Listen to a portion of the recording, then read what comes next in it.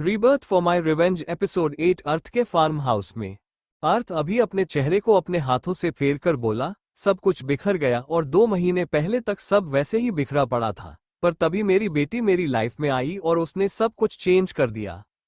अभी सिद्धि बहुत गौर से अर्थ की तरफ देख रही थी, उसका एक एक शब्द ध्यान से सुन रही थी। जैसे ही अर्थ को नेत्रा का ख्याल आया, उसके होठों पर बहुत छोटी सी स्माइल आई और वो बोला, नेत्रा की वजह से मैं 5 सालों बाद हॉस्पिटल आया। मुझे मेरा बेस्ट फ्रेंड रुद्र वापस मिला और अभी देखो तुम खुद भी मेरे आगे खड़ी हो, जो एक वक्त पर मेरी शक्ल तक नहीं देखना चाहती थी। अर्थ ने सिद्धि की तरफ देखा और पलक झपकते ही उसने सिद्धि को बेड के किनारे पर लिटा दिया। अभी अर्थ का हाथ सिद्धि के गले पर था और वो खुद भी सिद्धि के ऊपर झुका हुआ था। दोनों के ही चेहरे एक दूसरे के काफी करीब थे, जिस वजह से सिद्धि को अपने चेहरे पर अर्थ की गर्म सांसें महसूस हो रही थी। अर्थ सिद्धि की तरफ देखकर बोला, तुमने मेरे साथ ये जो कुछ भी किया है ना सिद्धि, उसके लिए मैं तुम्हें कभी माफ नहीं करूंगा। और उस दिन तुमने मुझे वुमनाइजर बनाया था, तो आज मैं खुद तुम्हें अपने मुंह से ये बात बताता हूँ कि उस दिन तो नहीं, पर हाँ उसके बाद मैं वो बन गया। तुम्हारी नफरत ने मुझे वुमनाइजर बना ही दिया और मैं ये बात तुमसे छिपाऊंगा नहीं कि मैं 2 महीने पहले तक रोज लड़कियों के साथ खेलता था, क्योंकि उससे ही मेरे जख्मी दिल को सुकून मिलता था। पर आज अगर मुझसे पूछोगी कि मेरा सुकून कौन है, तो मेरे मुंह से बस एक ही नाम निकलेगा और वो है मेरी बेटी नेत्रा। जिस दिल को तुम तोड़कर गई थी ना सिद्धि, उस टूटे हुए दिल को उसने जोड़ा और मैंने अपनी बेटी के खातिर मेरा वो शौक छोड़ दिया जो तुम्हारे जाने के बाद मुझे लगा था। सिद्धि की आंखों से आंसू बह रहे थे, पर शायद उसके आंसू अर्थ के पत्थर दिल को पिघलाने में कामयाब नहीं हो पा रहे थे। अर्थ अपनी ठंडी आवाज में सिद्धि से बोला, मेरे लिए अभी इस वक्त कोई अगर सबसे ज्यादा मायने रखता है तो वो है नेत्रा। उसके लिए मैं अपनी जान दे भी सकता हूँ और किसी की ले भी सकता हूँ। मैं उसकी खुशी के लिए हर वो चीज करूंगा जो मुझे करनी होगी, और तुम्हें पता है वो भी मुझसे बहुत अटैच है। सिद्धि ने कुछ नहीं बोला, सिर्फ अर्थ की आंखों में देखकर अपनी आंखों को ब्लिंक किया। अचानक से अर्थ के दिमाग में कुछ आया और वो सिद्धि के ऊपर से हटते हुए बोला, अच्छा तुम्हें एक चांस चाहिए ना। अर्थ की इस बात ने सिद्धि के दिल में एक उम्मीद की किरण जगाई और उसने खुद भी अपनी जगह पर से उठकर बेड पर सीधे बैठते हुए अपना सिर हिला दिया। अर्थ बिना किसी एक्सप्रेशन के बोला, तो इसका डिसीजन भी हम मेरी बेटी पर ही छोड़ते हैं। सिद्धि ने कंफ्यूज होते हुए पूछा, कैसे? अर्थ सिद्धि की तरफ देखकर अपनी रूड और डोमिनेटिंग आवाज में बोला, तुम खुद उसे अपना सच बताओगी और ये भी बताओगी कि तुमने पास्ट में मुझे क्यों छोड़ा था। तुम्हारी बात सुनने के बाद उसका जो भी डिसीजन होगा वो तुम्हें एक्सेप्ट करना होगा, फिर वो चाहे तुमसे नफरत ही क्यों ना करने लगे। सिद्धि शॉक्ड होकर बोली, वो काफी छोटी है अर्थ, वो नहीं समझेगी को।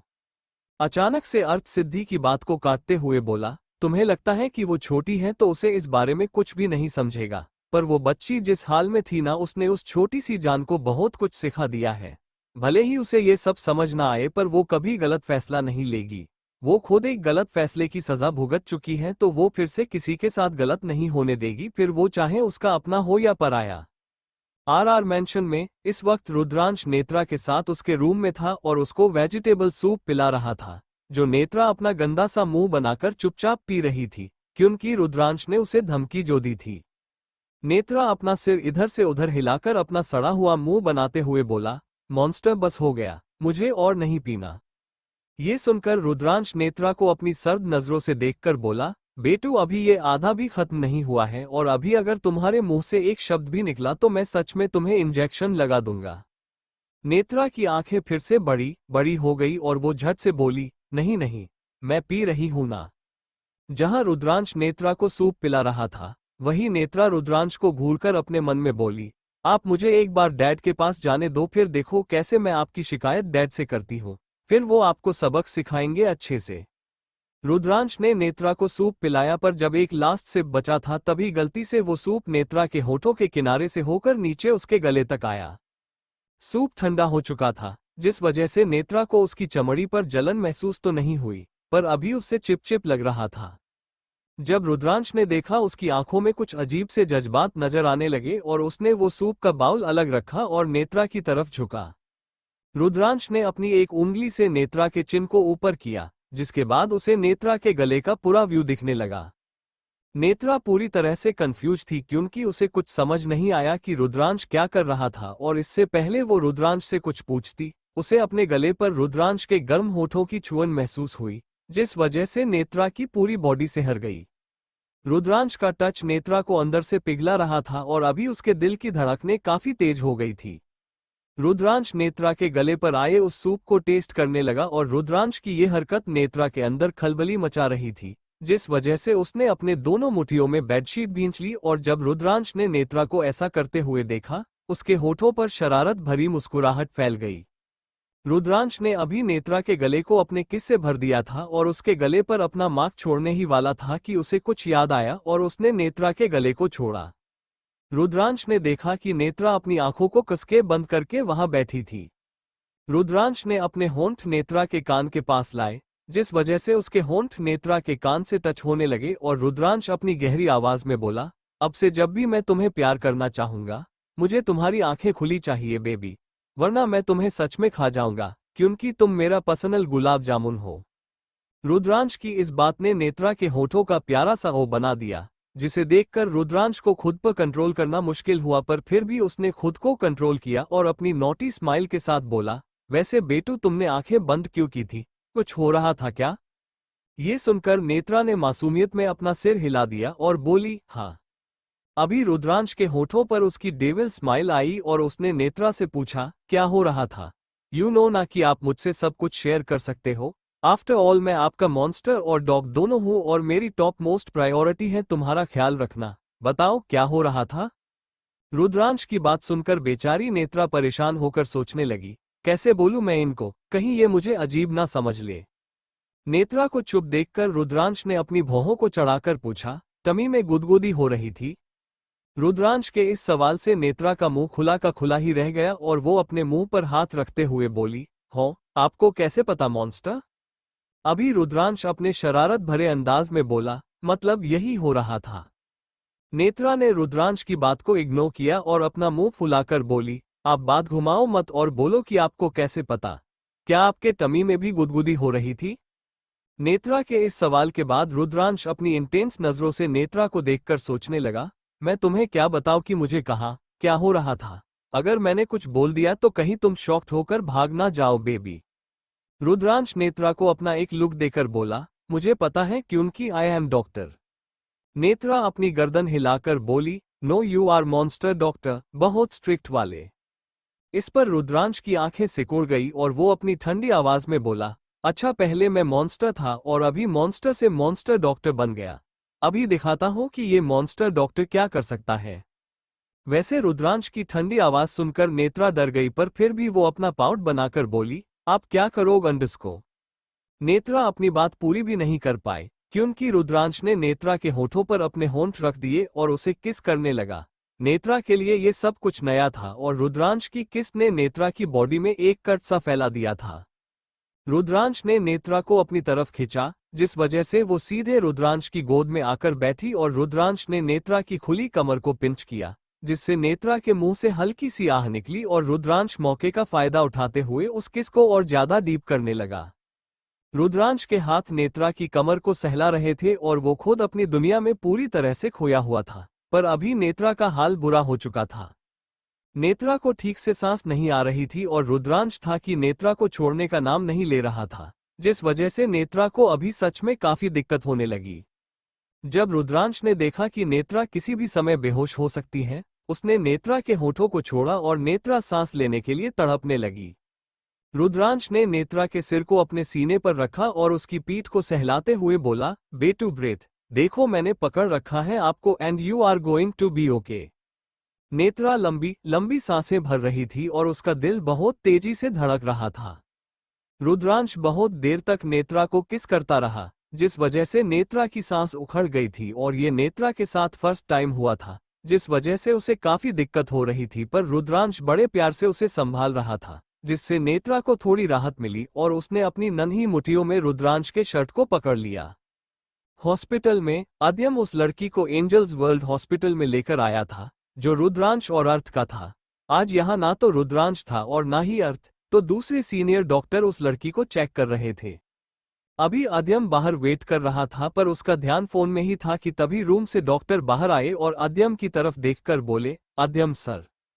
उनकी आवाज सुनते ही अद्यम ने फोन अपनी पॉकेट में रखा और डॉक्टर से बोला, हाँ वो लड़की अभी कैसी है और उसे होश कब तक आएगा? इस पर डॉक्टर ने उसे बताया, उसे 1 घंटे में होश आ जाएगा सर, और उसके सिर पर कोई भारी चीज लगी है। हाँ, मुझे उसके पॉकेट में ये लॉकेट मिला। लॉकेट की बात सुनकर अद्यम अलर्ट होते हुए बोला, शो मी। उन्होंने अद्यम को वो लॉकेट दिया और जब अद्यम ने वो लॉकेट देखा उसकी आंखें शॉक्ड की वजह से बाहर ही आ गई और वो अपना सिर हिलाते हुए बोला, ये अंडरस्को, ये नहीं हो सकता। अद्यम अपने शक को यकीन में बदलने के लिए उस डॉक्टर से बोला, आर यू श्योर कि ये लॉकेट उस लड़की का ही है? वो अपना सिर हाँ में हिलाकर बोले, हाँ सर, नर्स को कपड़े चेंज करते वक्त उसकी पॉकेट में मिला। अद्यम अपनी सर्द आवाज में बोला, okay, you can live now. वो डॉक्टर वहां से चले गए और अद्यम गौर से उस लॉकेट को देखने लगा। अगले ही पल अद्यम ने उस लॉकेट को अपनी मुट्ठी में कुछ इस तरह जकड़ लिया कि उस लॉकेट की वजह से अद्यम की मुट्ठी से खून बहने लगा। पर अद्यम को दर्द बिल्कुल भी नहीं हो रहा था और ना ही उसके माथे पर दर्द से कोई शिकंद आई थी। हाँ, उसकी आंखों में अभी एक आग सी जलने लगी और वो अपनी गुस्से भरी आवाज में बोला, अगर जैसा मैं सोच रहा हूं वो सच हुआ तो तुम्हें मुझसे कोई नहीं बचा पाएगा। रायचंद विला, राजवीर और महिमा का रूम। राजवीर और महिमा साथ में सोफे पर बैठे थे। जहां राजवीर के चेहरे पर काफी चिंता नजर आ रही थी, तभी महिमा राजवीर का हाथ पकड़कर बोली, वीर, तुम्हें सब बता देना चाहिए था अर्थ को, और वैसे भी अभी अर्थ के पास पावर है और उसकी पावर के आगे कोई नहीं टिक पाएगा। राजवीर महिमा के कंधों को थोड़ा जोर से पकड़कर अपनी गुस्से भरी आवाज में बोला, तुम्हें लगता है कि ये इतना आसान होगा माही? कल मैंने अपने हाथों से अखिल को मारा, जो मेरे उस सौतेले बाप का इकलौता बेटा था। अभी वो पूरी तरह से जंगली जानवर बन गया होगा, जो किसी भी कीमत पर मेरी बेटी से उसके बेटे के मौत का बदला लेना चाहता होगा। और ऐसे में अगर मैंने ये बात दुनिया के आगे लाई कि नेत्रा मेरी और तुम्हारी, मतलब हमारी बेटी है, तो उसकी जान खतरे में पड़ जाएगी। अभी तो महिमा को भी गुस्सा आने लगा और वो गुस्सा उसकी आंखों से आंसू बनकर बहने लगा।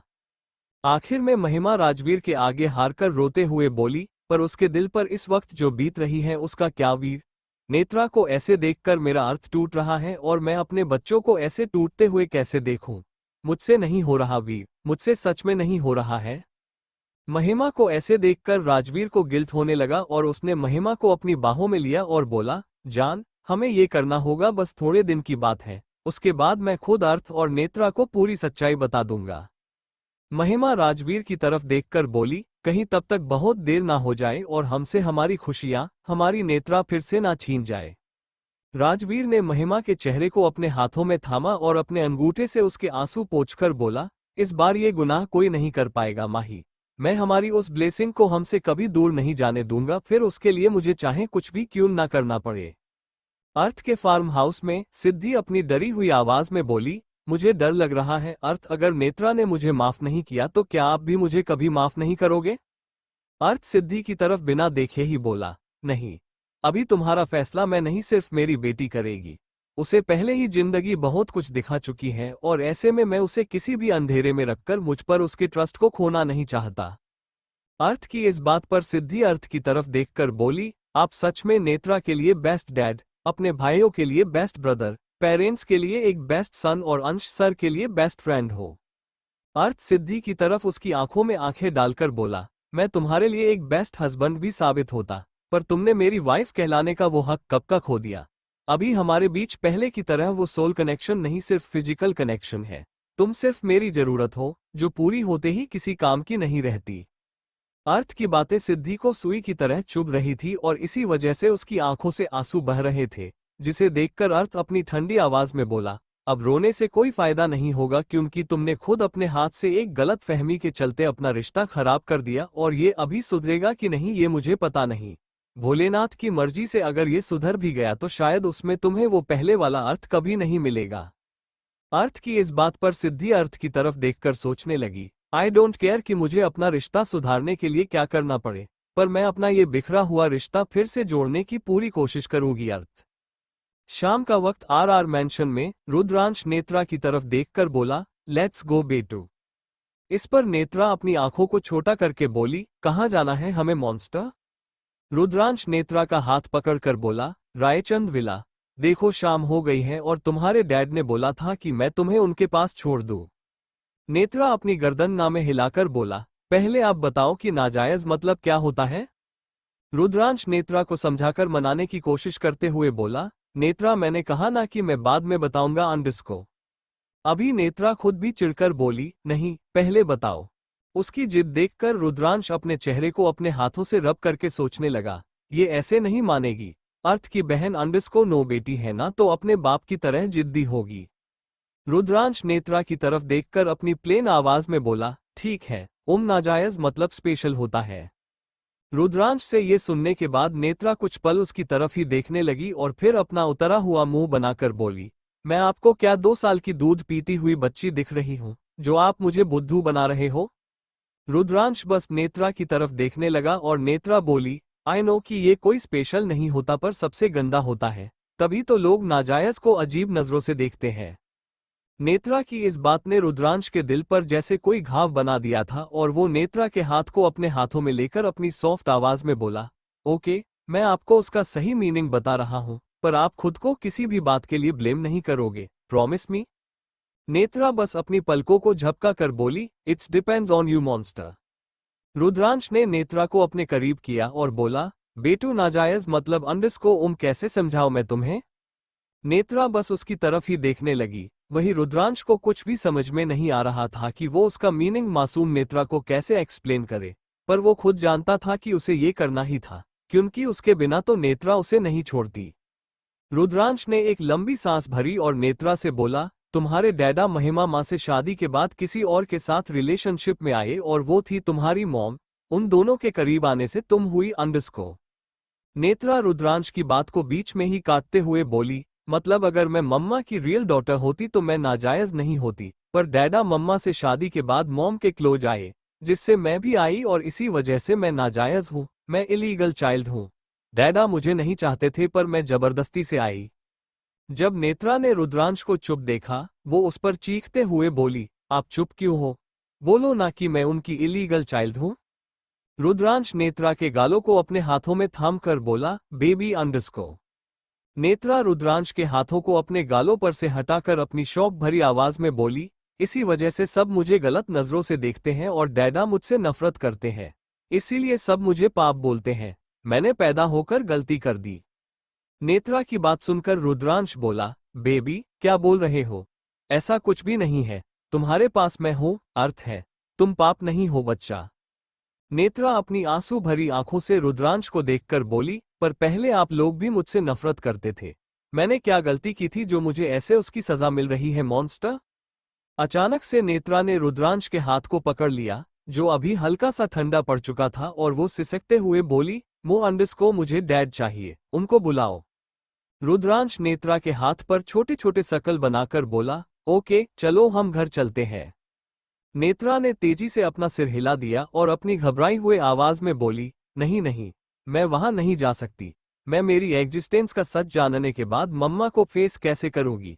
मेरी मॉम ने उनकी लाइफ बर्बाद करी, तो मैं उनके आगे किस मुंह से जाऊं? मुझे अभी तक कुछ पता नहीं था, पर यह सच जानने के बाद मुझमें उनके आगे जाकर उनसे नजरें मिलाने की हिम्मत नहीं है। मुझे वहां नहीं जाना, मुझे ड अंडरस्कोर डैड चाहिए मॉन्स्टर। रुद्रांश ने जब नेत्रा को डर से सहमते हुए देखा, वो नेत्रा को अपने सीने से लगाकर बोला, बेटू मैं आपके डैड को यही बुला रहा हूं, आप पैनिक नहीं करना। रुद्रांश नेत्रा से ये बोल रहा था पर नेत्रा ने सिर्फ डैड डैड की रट लगाई थी। रुद्रांश नीचे उसके सीने से लिपटी नेत्रा से बोला, बेटू आप मेरी बात सुन रहे हो? अभी नेत्रा कुछ भी रिएक्ट नहीं कर रही थी, जिसे समझकर रुद्रांश खुद से बोला, हे Mahakal, she is completely blank and it's not good. Rudransh ने अपने एक हाथ से नेत्रा को संभाला और दूसरे हाथ से उसके फोन में अर्थ का नंबर मिलाया। फार्म हाउस में अर्थ उसके पेट के बल सोया था और उसका आधा वेट आद्या की बॉडी पर था, जिसे उसने हग किया था। अर्थ की वजह से आद्या की बॉडी तो छुप गई थी पर अर्थ की खुली पीठ आगे नजर आ रही थी। उनके कमरे का हुलिया ही बता रहा था कि यहाँ कैसा भूकंप आया था। अर्थ नींद में था पर उसके फोन की रिंगटोन ने उसकी नींद खराब कर दी, जिस वजह से वो कसमसाने लगा और अगले ही पल उसने अपनी आंखें खोली। अर्थ की नजर सबसे पहले आद्या पर पड़ी, जो खुद फोन की आवाज सुनकर जाग चुकी थी। अर्थ ने बिना अपना आयलॉग ब्रेक किए साइड टेबल पर पड़ा उसका फोन उठाया और इससे पहले वो कुछ बोल पाता, उसे दूसरी तरफ से रुद्रांश की आवाज सुनाई दी, हेलो अर्थ। अर्थ आद्या के और करीब आया और फोन पर बोला, हम बोल। रुद्रांश ने अपनी चिंता भरी आवाज में पूछा, कहाँ है तू अभी? रुद्रांश के इस सवाल ने अर्थ को थोड़ा चौकन्ना किया और अर्थ बेड पर ठीक से बैठते हुए बोला, फार्म हाउस पर हूँ। क्यों, क्या हुआ और तू इतना वरिड साउंड क्यों कर रहा है रुद्र? सब ठीक है, मेरी बेटी ठीक है? अर्थ को मिनी हार्ट अटैक देते हुए रुद्रांश बोला, मैं नेत्रा के बारे में कंफर्म कुछ भी नहीं बोल सकता, तू अभी के अभी मेंशन आ। अब अर्थ के दिल की धड़कनें तेज होने लगी और वो खुद पैनिक करते हुए बोला, रुद्र मुझे टेंशन हो रही है, मेरी बच्ची ठीक है ना? दूसरी तरफ से रुद्रांश अर्थ को पूरी बात बताने लगा। वो बात ये है कि को जब अर्थ ने रुद्रांश की बात सुनी उसके पैरों तले की जमीन ही खिसक गई और वो अपना सिर पकड़कर बोला, एफके ये नहीं होना चाहिए था रुद्र। उसके दिमाग में इस वक्त बहुत कुछ चल रहा होगा और ऐसे में वो फिर से कोई गलत कदम ना उठा ले। रुद्र तू एक सेकंड के लिए भी उसे अकेला मत छोड़ना, मैं अभी वहां आ रहा हूं। अर्थ के साथ अभी सिद्धि को भी चिंता होने लगी थी। उसने खुद को ठीक से कवर किया और वो भी उठकर बैठी। रुद्रांश अर्थ को यकीन दिलाकर बोला, मैं इसके पास ही हूं, तू जल्दी आ। अर्थ ने फोन कट किया और बेड पर से नीचे आकर वहां पड़े अपने कपड़े पहनने लगा। आद्या अर्थ की तरफ देखकर बोली, अर्थ क्या हुआ नेत्रा को, सब ठीक है? इस पर अर्थ आद्या पर भड़कते हुए बोला, तुम्हें मेरी बच्ची की चिंता करने की कोई जरूरत नहीं है, उसकी चिंता करने के लिए उसका बाप अभी जिंदा है। अर्थ ने अपना फोन और कार की चाबी उठाई और वहां से निकला। उसे जाते हुए देखकर आद्या अपनी रुआसी आवाज में बोली, आप मुझे मेरी एक गलती के लिए कब तक सुनाएंगे और कब तक ऐसी सजा देंगे अर्थ? पर अभी के लिए मुझे नेत्रा की चिंता हो रही है। हे भगवान उस छोटी सी जान को ठीक रखना, उसने सच में बहुत कुछ गलत फेस किया है, अभी उसके साथ फिर से कुछ गलत मत होने देना आप। दूसरी तरफ कमलेश अभी सोफे पर बैठकर शराब पी रहा था और वो माया उसे अपने गंदे लुक्स दे रही थी। कमलेश की नज़र सिर्फ माया पर ही टिकी हुई थी, जैसे वो अपनी नज़रों से ही उसे खा रहा हो। माया कमलेश की तरफ देखकर बोली, तुमने कहा कि कोई आने वाला है पर अब तक कोई नहीं आया कमलेश। कमलेश अपनी जगह पर से उठकर माया के पास आकर बैठते हुए बोला, सब्र करो माया, क्योंकि सब्र का फल मीठा होता है पर तुम्हारे इस सब्र का फल जहरीला होगा। ये सुनकर माया ने कंफ्यूजन में पूछा, जहरीला? क्या तुम कोई सांप लेकर आ रहे हो उस नेत्रा के लिए? अचानक से कमलेश के होठों पर शातिर मुस्कान आई और वो बोला, सांप नहीं बेबी, पर ये वो अजगर होगा जो उसको पूरी तरह से निगल जाएगा। माया उसे देखकर बोली, फिर तो मुझे भी मिलना है उस अजगर से। माया उससे बात कर ही रही थी कि तभी वहां कमलेश का आदमी आया और बोला, बॉस वो आ गया है। कमलेश उससे बोला, भेज दो। कमलेश माया की तरफ देखकर बोला, तुम्हें उस अजगर से मिलना था तो गेट रेडी माया, और ध्यान रखना कि कहीं तुम उसकी शिकार ना हो जाओ, क्योंकि औरतों को देखकर वो अपना आपा खो देता है। माया उसे अपनी गंदी सी शक्ल दिखाकर बोली, तुम मेरी चिंता मत करो, मुझे सबको काबू में करना आता है, तो उस अजगर को काबू में करके उसे भी शांत करवा दूंगी। Angels world hospital. इस वक्त अध्यम वही बैठा था, क्योंकि डॉक्टर ने 1 घंटा कहा था पर अभी तक उस लड़की को होश नहीं आया। अब तक तो अध्यम खुद भी काफी फ्रस्ट्रेट हो चुका था और उस पर जब से उसे वो लॉकेट मिला था, उसके अंदर एक बदले की आग सी धधक रही थी। तभी वहां एक सिस्टर आई और अध्यम से बोली, सर उस लड़की को होश आ चुका है। ये सुनते ही अध्यम रूम में आया और बेड पर लेटी उस लड़की को अपनी नफरत भरी नजरों से देखकर बोला, कैसा लग रहा है तुम्हें? आई होप बहुत अच्छा फील हो रहा होगा अपनी फ्रेंड को अपने रास्ते से हटाकर, मिस कनिष्का वालिया। कनिष्का ने जब अध्यम के मुंह से अपना नाम सुना, वो कुछ पलों के लिए शॉक्ड हुई और फिर अपने शौक से बाहर आकर बोली, ये आप क्या कह रहे हैं और आपको मेरा नाम कैसे पता? अध्यम उसके पास आया और उसके जबड़े को पकड़कर बोला, मुझे तुम्हारी पूरी जन्म कुंडली पता चल चुकी है, वो भी इस लॉकेट से। अभी उस रूम में उन दोनों के अलावा कोई तीसरा नहीं था जो अध्यम को रोक सके। जब कनिष्का ने उस लॉकेट को देखा, उसकी आंखों में नमी सी तैर गई और वो बोली, ये लॉकेट तो मेरा है, ये आपको कहां से मिला? कनिष्का ने अपने गले में चेक किया, जहां वो लॉकेट नहीं था और फिर घबरा कर सोचने लगी, ये मेरे पापा की आखिरी निशानी थी मेरे पास, इस लॉकेट को मैं ऐसे ही नहीं गवा सकती। उसके कानों में अध्यम की आवाज गूंजी, जब जिसको जो चीज मिलनी होती है वो मिल जाती है, पर तुम ये सोचो कि तुम अब खुद को कैसे बचाओगी? अध्यम की बात ना तो कनिष्का के समझ आ रही थी और ना ही वो उसके चेहरे को पढ़ पा रही थी। कनिष्का अपनी मासूमियत में अध्यम से बोली, आपकी कोई भी बात मुझे समझ नहीं आ रही है और आप को आद्यम उसकी बात रोकते हुए अपनी ऊंची आवाज में बोला, आद्यम रायचंद। आद्यम का नाम सुनकर ही उसकी आंखें शौक से बाहर आई और वो अपने मुंह पर हाथ रखकर बोली, अंडरस्को आद्यम। आद्यम किसी भूखे शेर की तरह उसे अपनी नजरों से देखकर बोला, हाँ मैं ही हूँ आद्यम रायचंद, जो तुम्हारी बेस्ट फ्रेंड अनिशा से प्यार करता था और तुम अपनी फ्रेंड से जलती थी, जिस वजह से तुमने उसे अपने रास्ते से ही हटा दिया, उसका खून कर दिया। कनिष्का अपनी गर्दन नामे हिलाकर बोली, नहीं, ये सब झूठ है। मैंने अनिशा को नहीं मारा, वो खुद मुझे मारना चाहती थी। अंडरस्को आह। अचानक से कनिष्का के नाजुक से गाल पर आद्यम का थप्पड़ पड़ा, जिससे उसकी चीख निकली और आद्यम उसके बालों को पकड़कर अपनी गहरी आवाज में बोला, तुम्हें क्या लगता है कि तुम मुझे झूठी कहानी सुनाओगी और मैं अपनी आंखों को बंद करके उस पर यकीन करूंगा? तुम मुझे जानती नहीं हो, पर अब जान जाओगी, क्योंकि अब से मैं तुम्हारी लाइफ को हेल बना दूंगा miss Kanishka Walia. Just wait and watch. Aadyam ने झटके से कनिष्का के बाल छोड़े, जिससे कनिष्का को तकलीफ होने लगी और उसकी तरफ ध्यान दिए बिना ही आद्यम वहां से चला गया। आद्यम के जाते ही कनिष्का अपने दर्द से फटते हुए सिर को पकड़कर रोते हुए बोली, आप मुझे गलत समझ रहे हैं आद्यम, और आपको अनिशा का सच पता नहीं है। वो आपको सिर्फ आपके फेम और पैसों के लिए यूज कर रही थी, और जब मुझे ये बात पता चली तभी अंडरस्को आर मेंशन अर्थ ने नेत्रा को पकड़ रखा था, जो उसकी गोद में सिमटकर बैठी थी। नेत्रा की आंखों से बहते आंसू अर्थ के शर्ट को भीगा रहे थे, पर अर्थ को उससे कोई फर्क नहीं पड़ा। अर्थ नेत्रा के बालों को चूमकर बोला, बेबी घर चले? नेत्रा ने बस अपना सिर नामे हिला दिया और बोली, नहीं। ये सुनकर वो दोनों फ्रेंड्स एक दूसरे की तरफ देखने लगे और अर्थ नेत्रा की बात में हामी भरकर बोला, ओके रुद्रांश, एक काम कर, घर पर माँ को बता दे कि हम दोनों आज यही रुक रहे हैं। अगर उन्हें इन्फॉर्म नहीं किया तो उन्हें चिंता होने लगेगी। रुद्रांश नेत्रा को देखकर अर्थ से बोला, ठीक है अर्थ, तू नेत्रा को मेरे रूम में सुला दे। अर्थ ने नेत्रा को उठाया और ऊपर रुद्रांश के रूम की तरफ चल दिया। दूसरी तरफ कमलेश के घर, वहां एक खूंखार सा दिखने वाला शख्स आया, जिसे देखकर तो एक पल के लिए माया भी डर गई। वही वो शख्स कमलेश की तरफ देखकर बोला, सिन्हा। कमलेश अपनी जगह पर से उठा और उसकी तरफ बढ़कर उससे अपना हाथ मिलाते हुए बोला, फाइनली यू आर हियर राका। राका अपनी डरावनी सी आवाज में बोला, हाँ तुमने बुलाया तो आना ही पड़ा, क्या काम है और ये कौन है? उसकी नजरें अभी माया पर ही टिकी थी और कमलेश ने जब राका की नजरों का पीछा किया, उसके होठों पर शैतानी मुस्कुराहट छा गई। राका माया के दूसरे साइड आकर बैठा और कमलेश से बोला, हाँ अब बोलो कि क्या दिक्कत है तुम्हें जो तुमने मुझे यहाँ बुलाया? कमलेश अपने गुस्से में पागल होकर बोला, एक लड़की है जिसे इस दुनिया से उस दुनिया में भेजना है। राका ने अपनी आंखों को सिकुड़कर पूछा, कौन है वो?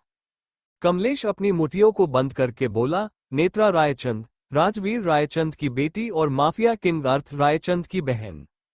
उनका नाम सुनकर राका के चेहरे के एक्सप्रेशन बदल गए और वो खुद भी गुस्से से आग बबूला होकर बोला, राजवीर और अर्थ, इनसे तो मुझे भी अपना काफी पुराना हिसाब चुकता करना है। ठीक है, मैं तुम्हारा ये काम कर दूंगा, पर उसके बदले में मुझे क्या मिलेगा? तुम भी जानते हो कि राका बिना किसी मतलब के कुछ नहीं करता। कमलेश अपना सिर हिलाकर बोला, जो तुम चाहो। राका अपनी गंदी और हवस भरी नजरों से माया को देखकर बोला, मेरी नजर तो इस खूबसूरत बला पर है। कमलेश माया की तरफ देखकर ही राका से बोला, ठीक है आज से ये तुम्हारी हुई। ये सुनकर माया शॉक्ड हो गई, पर कमलेश उसे समझाकर बोला, माया तुम उस लड़की से अपना बदला लेना चाहती हो तो तुम्हें उसके लिए ये करना होगा। वैसे भी तुम्हारे लिए ये कौन सी नई और नामुमकिन बात होगी। आर मेंशन रात के करीबन 12:30 हो रहे थे और इस वक्त अर्थ और रुद्रांश के रूम में बैठे थे, जहां नेत्रा बेड पर सोई थी। वही अर्थ नेत्रा के राइट साइड तो रुद्रांश नेत्रा के लेफ्ट साइड बैठा था। अर्थ सोती हुई नेत्रा के बालों को सहलाकर बोला, इसने कुछ खाया था क्या? रुद्रांश नेत्रा को देखकर बोला, हाँ मैंने सूप पिला दिया था इसे, देख इसका बॉडी टेम्परेचर बढ़ रहा है, मुझे लगता है कि ये और बढ़ेगा। अर्थ नेत्रा की सूजी हुई आंखों को देखकर बोला, अगर इतना रोएगी तो यही होगा।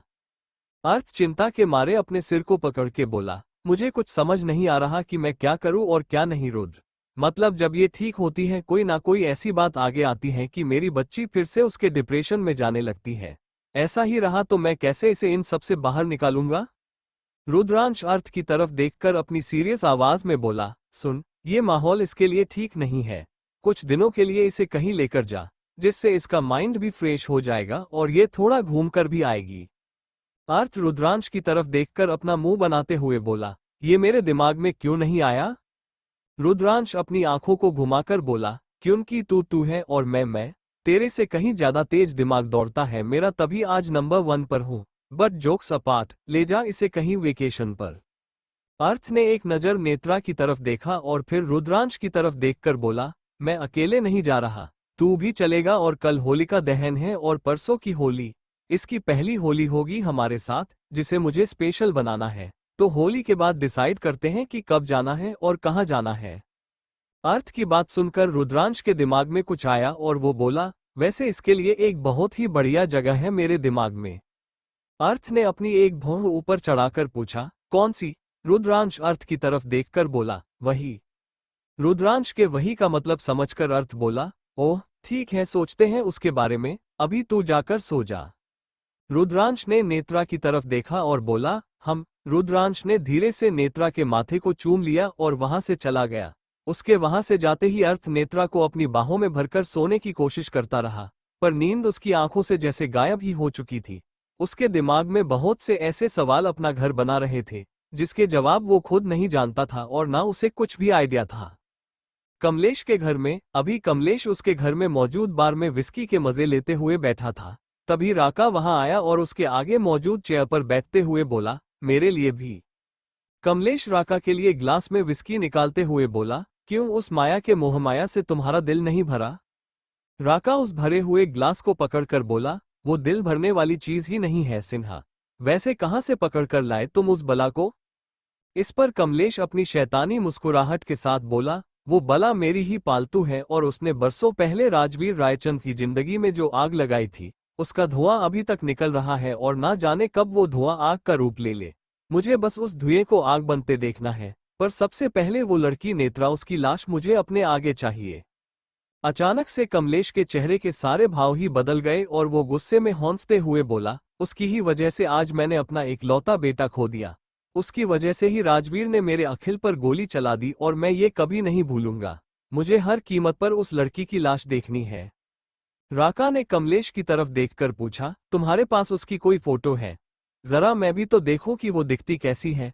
अगर बला की खूबसूरत हुई तो मेरा दिल बहलाने के बाद ही मैं उसे मौत का तोहफा दूंगा। कमलेश ने अपना फोन निकाला और उसमें थोड़ी देर पहले आई नेत्रा की फोटो राका को दिखाकर बोला, ये रही नेत्रा रायचंद। नेत्रा को देखते ही राका का गला सूखने लगा और अभी फिर एक बार उसकी आंखों में हवस नजर आने लगी। राका उसके ग्लास में मौजूद विस्की को एक ही घूंट में अपने गले से नीचे उतारते हुए बोला, FK, ये तो उस माया से भी कहीं ज्यादा खूबसूरत है। मैंने आज तक जितनी भी लड़कियां, औरतें देखी, उनमें से सबसे ज्यादा खूबसूरत मुझे यही लगी। लगता है मुझे बहुत जल्द इस खूबसूरत हीरे से मिलना ही पड़ेगा। कमलेश अपनी नफरत भरी आंखों से नेत्रा की फोटो को देखकर बोला, माना कि ये बहुत ज्यादा खूबसूरत है, पर उसकी खूबसूरती के आगे अपना मकसद मत भूलना। मैंने इसे अपने रास्ते से हटाने के लिए तुम्हें यहाँ बुलाया था, इसकी खूबसूरत का कायल होने के लिए नहीं। राका उसके खाली ग्लास को विस्की से भरते हुए बोला, तुम मुझे नहीं जानते क्या सिन्हा, खूबसूरत चीजें मेरे दिल को भा जाती हैं और ये तो वो है जो अपने छूने से ही किसी नॉर्मल सी चीज को भी अपनी तरह सुंदर बना दे। कमलेश फ्रस्ट्रेशन में बोला, मुझे ये कुछ भी नहीं पता राका, मुझे सिर्फ इतना बताओ कि क्या तुम इसे मार पाओगे या फिर ये काम तुमसे नहीं होगा। राका उसके ग्लास पर अपना अंगूठा घुमाकर बोला, दुनिया में ऐसा कोई भी काम नहीं है जो राका से नहीं हो पाएगा। कल होलिका दहन है और परसों होली। जितना मुझे पता है परसों राजवीर रायचंद के यहाँ मुंबई की सबसे बड़ी होली पार्टी होगी जो हर साल होती है और यही वो मौका है जब मैं उस लड़की को वहां से उठा सकता हूँ। पर अंडरस्को। कमलेश की आंखें सिकुड़ गई। पर क्या? राका कमलेश की तरफ देखकर अपनी सीरियस आवाज में बोला, तुम भी ये बात जानते हो कि रायचंद के यहाँ जितनी भी पार्टीज या फंक्शन होते हैं उनमें हर किसी को एंट्री नहीं मिलती। अगर वहां जाना है तो उसके लिए स्पेशल एंट्री पासेस होते हैं जिसके बाद ही वहां जा सकते हैं। अभी परसों के होली पार्टी के लिए भी पास होगी और मुझे वो पास तुम लाकर दोगे। एक बार मुझे वो पास लाकर दो, बाकी सब मैं देख लूंगा। कमलेश अपना सिर हिलाकर बोला, ठीक है तुम्हें पास मिल जाएगी, पर मेरा काम होना चाहिए, वरना मैं तुम्हें बर्बाद करने में एक सेकंड भी नहीं लगाऊंगा। राका अपनी ऊबी हुई शक्ल बनाकर बोला, थोड़ा तो यकीन रखो, जब मैंने कहा कि तुम्हारा काम हो जाएगा तो हो जाएगा। राका ऐसे ही किसी को खाली कमिटमेंट नहीं देता। हॉस्पिटल में कनिष्का इस वक्त हॉस्पिटल रूम में आराम कर रही थी। उसके सिर पर पट्टी बंधी हुई थी। वही अद्यम के दिल में एक आग सी जल रही थी। अद्यम ने रूम में झांका और देखा कि कनिष्का गहरी नींद में सो रही है, पर उसका चेहरा अभी भी पीला और मुरझाया हुआ सा लग रहा था। उसे ऐसे देखकर अद्यम के दिल में कुछ दर्द तो उमड़ रहा था, पर उसके दिमाग ने उसके दिल को पूरी तरह से अपने काबू में कर रखा था और उसे अपने बदले के आगे अभी कुछ भी दिख नहीं रहा था। अद्यम के अंदर दिल और दिमाग की लड़ाई चलने लगी थी और हमेशा की तरह वो अपने दिमाग के हाथों मजबूर होकर अपनी नफरत में अंधा सा हो गया। अद्यम ने देखा कनिष्का सोई थी, पर उसे वो आराम से सोती हुई कनिष्का अच्छी नहीं लगी। अद्यम रूम में आया और कुछ पलों के लिए आराम से सोती हुए कनिष्का की तरफ देखता ही रहा। उसकी वो मासूम सी शक्ल अद्यम के पत्थर जैसे दिल को पिघलने पर मजबूर कर रही थी, पर उसने भी जैसे अपना मन बना लिया था कि वो उसकी भोली सी शक्ल देखकर नहीं पिघलेगा। अद्यम अपने जज्बातों पर काबू रखकर अपनी नफरत भरी आवाज में बोला, किसी की नींद उड़ाकर कोई इतने चैन से कैसे सो सकता है? इस लड़की ने मुझसे मेरी अनिशा को दूर किया, मैं इससे इसकी सारी खुशियां ही दूर कर दूंगा। अद्यम कनिष्का की तरफ देखकर बोला, मिस कनिष्का वालिया, अब से आप जलोगी मेरी नफरत की आग में, और मैंने आपको इसमें जलाकर राख ना बना दिया तो मैं भी अद्यम रायचंद नहीं। कनिष्का सोई थी तो उसके बिल्कुल भी पता नहीं चला कि उसके रूम में अद्यम है और उसके दिमाग में अभी क्या शैतानी चल रहा है। अद्यम धीरे धीरे कनिष्का की तरफ आया और उसे बहुत गौर से देखने लगा। अचानक से उसकी नज़र कनिष्का के लुज हॉस्पिटल गाउन से दिखते क्लीवेज पर पड़ी और उसने वहां ऐसा कुछ देख लिया जिसे देखकर वो एक पल के लिए शॉक्ड हुआ।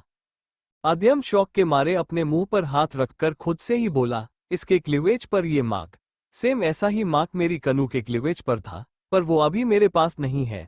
कहीं ये तो कनू अंडरस्को नहीं? नहीं अद्यम, तू क्या पागलों जैसी बातें सोच रहा है? ये मेरी कनू नहीं हो सकती, और वैसे भी वो ऑफन थी और ये मिस कनिष्का वालिया है जिसने मेरी अनिशा को मुझसे दूर किया है। मेरी कनू और इसका दूर दूर तक कहीं मेल नहीं हो सकता। एक तरफ अद्यम का दिल उससे कुछ और ही बोल रहा था, वहीं दूसरी तरफ उसका दिमाग उस पर हावी हो रहा था। उस पर वो था ही सनकी, रूड और हार्टलेस ऑफिसर, तो ऐसे में उसके दिल से ज्यादा दिमाग एक्टिव रहता था। अभी उसके दिमाग में भी काफी शैतानी प्लान चल रहे थे कि अचानक से उसका ध्यान टेबल पर रखे पानी से भरे जग की तरफ पड़ा और अद्यम उस जग को एकटक देखने लगा।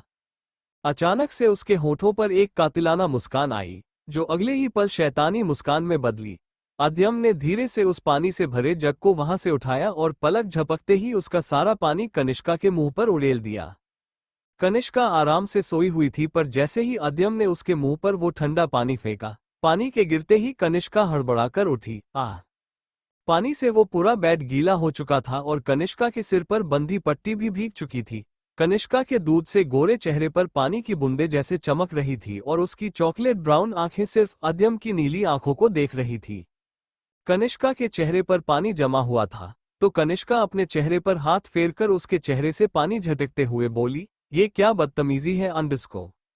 अचानक से अद्यम ने कनिष्का के जबड़े को पकड़कर उसके चेहरे को ऊपर की तरफ उठाया और इस वजह से कनिष्का की प्यारी सी आंखों में नमी तैर गई। अद्यम ने जब उसकी आंखों में आंसू देखे उसे अजीब सा लगने लगा, पर वो अपने इस एहसास को साइड में रखते हुए कनिष्का के चेहरे की तरफ झुककर अपनी सर्द भयानक आवाज में बोला, मैंने अब तक कोई बदतमीजी की ही कहा है। जिस दिन मैं बदतमीजी करने पर आ गया उस दिन आपको इसका सही मतलब पता चल जाएगा। अद्यम की पकड़ से कनिष्का को तकलीफ होने लगी थी, जिस वजह से उसने अपनी आंखें बंद की और बोली, आप मेरे साथ ऐसा क्यों कर रहे हैं? अनिशा के साथ जो कुछ भी हुआ उसमें मेरी गलती नहीं थी अंडस्को। कनिष्का की इस बात ने अद्यम को और गुस्सा दिला दिया और वो गुस्से में अपने दांत पीसकर बोला, आप अपनी इस गंदी जुबान से उसका नाम लेना भी नहीं, वरना मैं यही इसी रूम में आपको जिंदा गाड़ दूंगा।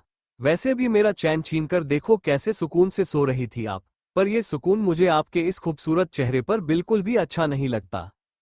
अद्यम की इतनी रुड आवाज सुनकर कनिष्का को बहुत हर्ट हो रहा था और वो अद्यम की पकड़ को अपने जबड़े पर से छुड़ाने की कोशिश करते हुए अपनी दर्द भरी आवाज में बोली, आप मेरे साथ सब गलत कर रहे अद्यम, आपको जब सच पता चलेगा आप बहुत पछताएंगे। अचानक से अद्यम हंसने लगा और उसकी हंसी सुनकर कनिष्का के दिल में जो डर बैठा था वो और भी बढ़ने लगा। अद्यम कनिष्का के गालों पर अपनी उंगलियां फेरकर बोला, मैं और आपको दर्द देकर पछताऊं? ये नामुमकिन है, क्योंकि इससे मुझे और मेरे दिल को जो सुकून मिलेगा वो शायद दुनिया की कोई भी चीज नहीं दे पाएगी। मैं आपको इतना तड़पाऊंगा कि आप खुद मुझसे तंग आकर मेरे आगे गिड़गिड़ाने लगोगी, मुझसे अपनी जान की भीख मांगोगी, पर मैं सिर्फ बैठकर चुपचाप सारा तमाशा देखूंगा। आपको तड़पते हुए देखकर मुझे खुशी होगी। मैं आपकी जिंदगी पर लगा वो ग्रहण हूं जो आपको बर्बाद करके छोड़ेगा मिस वालिया। आद्यम की इस बात ने कनिष्का के दिल में कुछ तो तोड़ा था। शायद ये उस मासूम का दिल ही था जो अद्यम तोड़ रहा था। अभी कनिष्का ठंड की वजह से कांपने लगी और उसके होंठ भी सूखने लगे थे। आद्यम ने जब कनिष्का को ठंड से ठिठुरते हुए देखा, उसे अजीब सी बेचैनी होने लगी, पर फिर भी वो अपनी तिरछी मुस्कुराहट के साथ कनिष्का से बोला, क्या हुआ? ठंड लग रही है बेबी को?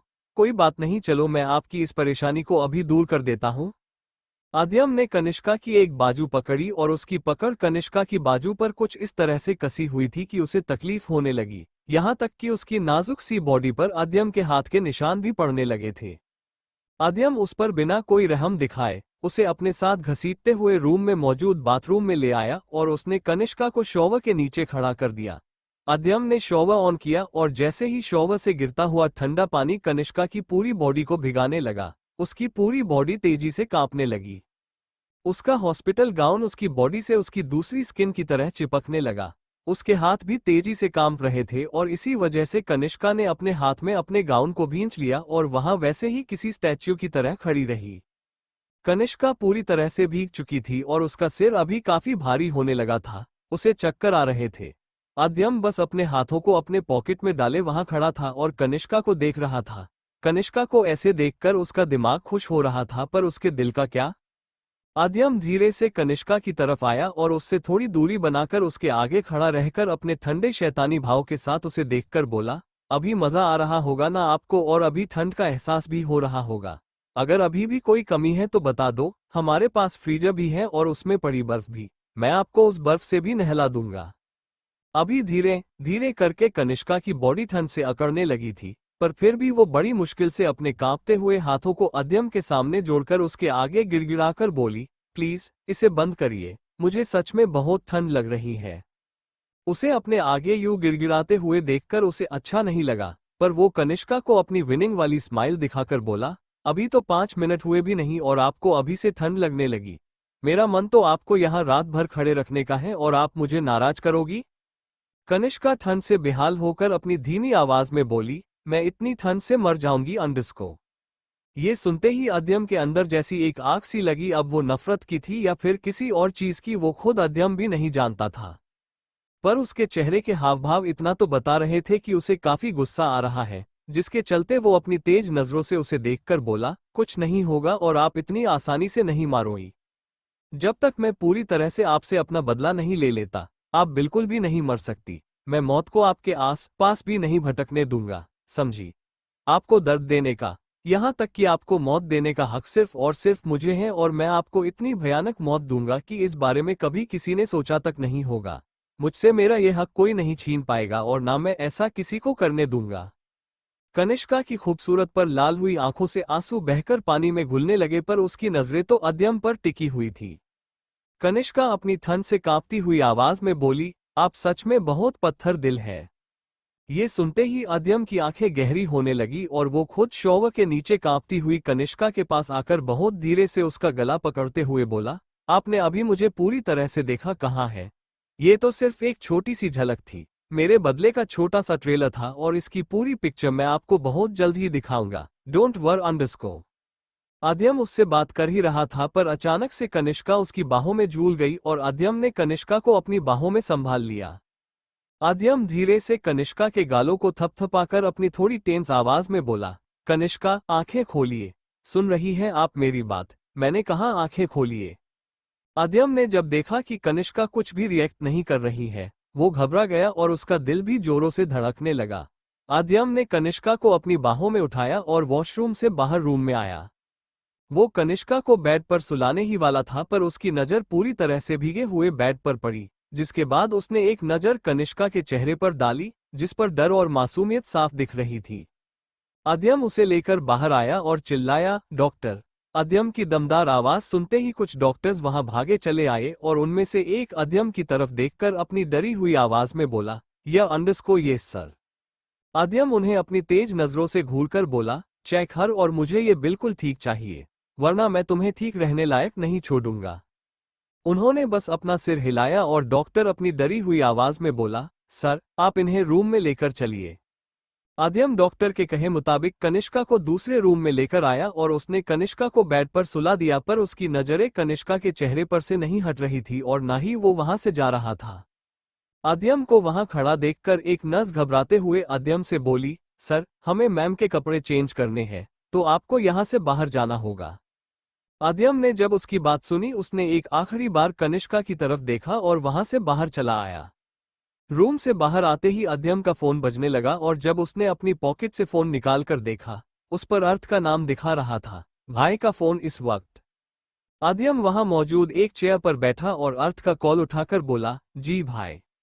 दूसरी तरफ अर्थ नेत्रा के माथे पर ठंडे पानी की पट्टियां रख रहा था, पर उसका फोन चालू था और उसने अपने कानों में एयरबड्स लगाए थे, जिससे उसे आद्यम से बात करने में भी आसानी हो और वो अपना काम भी कंटिन्यू कर पाए।